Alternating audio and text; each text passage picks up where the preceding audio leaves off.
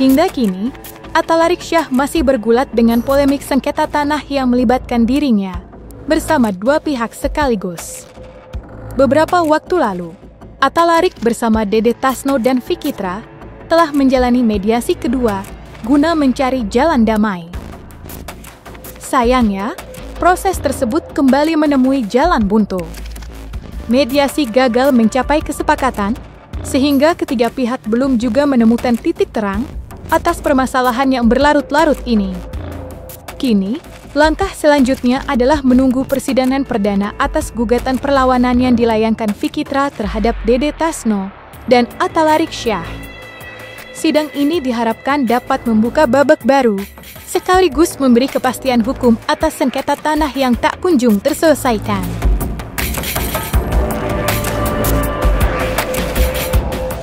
Kami sebagai pihaknya Atalarik sudah mengajukan juga penawaran untuk melakukan tawaran damai. Tawaran damainya tapi bukan untuk mengganti ataupun ini ya, karena yang melakukan eksekusi tersebut adalah Terawan 1. Kita hanya meluruskan bahwa ayo kita plotting bareng-bareng bahwa tanah yang menjadi objek eksekusi itu salah. Jadi deadlock masuk kepada pokok perkara. Jadi itu harus dibuktikan melalui pembuktian-pembuktian. Di mediasi terakhir itu semua pihak datang ya, juga dari Terlawan 1, Terlawan 2 hadir, kami dari para penggugat juga hadir, dari pihak BPN juga hadir. Nah, minggu yang lalu hasil mediasinya adalah deadlock, sehingga hari ini hasil deadlock itu, hasil mediasi itu disampaikan di persidangan ke majelis hakim untuk kemudian dilanjut persidangannya. Hasil mediasinya ya tidak ada perdamaian, karena selama mediasi pertama adalah pihak prinsipal Terlawan 1 yaitu Dede Tasno tidak bisa dihadirkan di persidangan, yang dimana hal itu sempat diminta oleh mediator untuk dilakukan Zoom untuk mediasi dengan para pihak, tetapi sayang nggak bisa dibantu untuk diakses oleh pihak Terlawan kuasa hukum Terlawan 1 untuk kemudian terhubung secara video untuk bisa mediasi dengan Pak Dede Tasno. Nah, karena tidak bisa dilakukan sehingga hasilnya ya tidak terjadi mediasi, tidak ada persetujuan, tidak ada terjadi kesepakatan, hasilnya ya berarti deadlock. Tentu saja, ketiga pihak yang bersengketa atas tanah dan bangunan di kawasan Cibinong, Kabupaten Bogor, memiliki keinginan serta kepentingannya masing-masing. Atalarik Syah berharap persoalan ini dapat segera terselesaikan agar tidak terus mengganggu aktivitas maupun nama baiknya.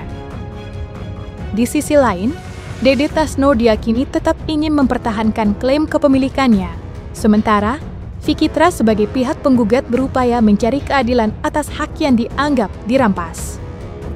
Perbedaan kepentingan inilah yang membuat konflik semakin rumit, hingga proses mediasi pun tak berhasil menjembatani jalan tengah.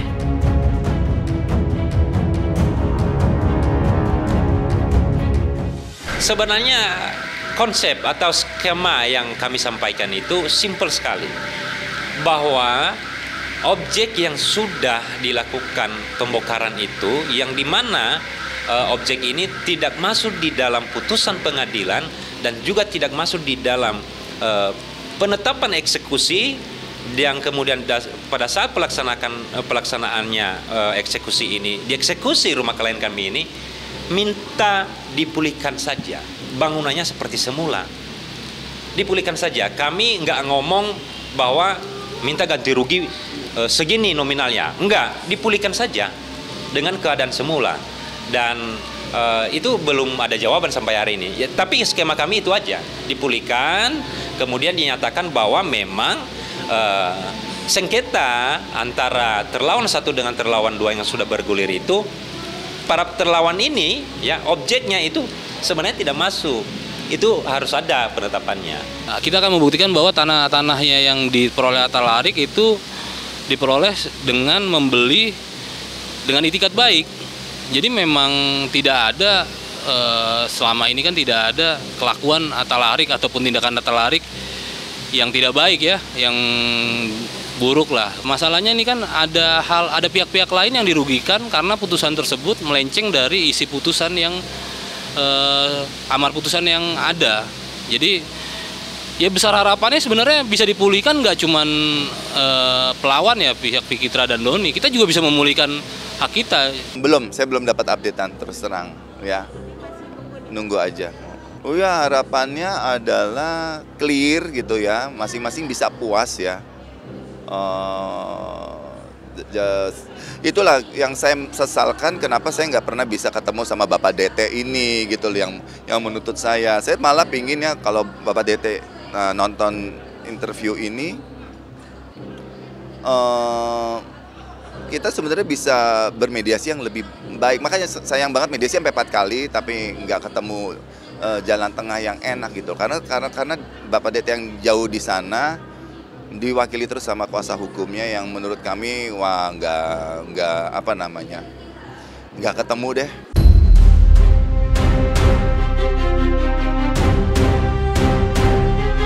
Semakin pelik kasus yang dihadapi, semakin rumit pula jalan penyelesaiannya.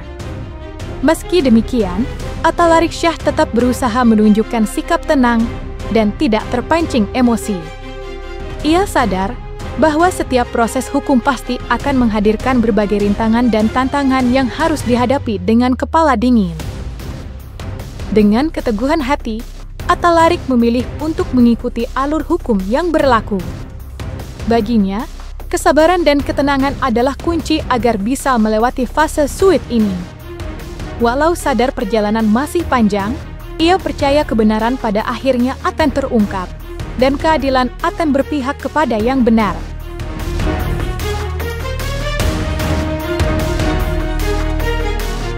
Kayaknya momok banget ya soal pertanahan ini, tetap kita semua warga pantau keadaannya, penting banget.